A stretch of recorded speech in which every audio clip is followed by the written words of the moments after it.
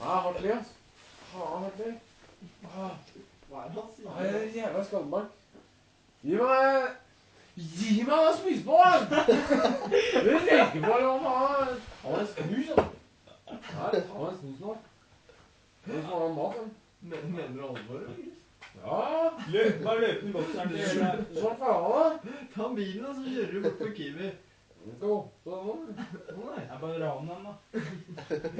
Nå låser du opp, da, dette stikket opp før.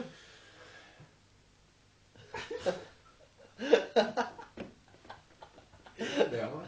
Det er meg. Nei, sverger jeg kanskje det er hen, ass. Det er hen, ass.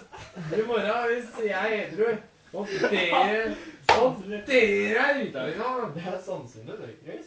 Skal jeg faen meg le av det? Skal jeg si, faen, Christian var edru i dag. Se på de andre gutta her. Faen. Skal du holde deg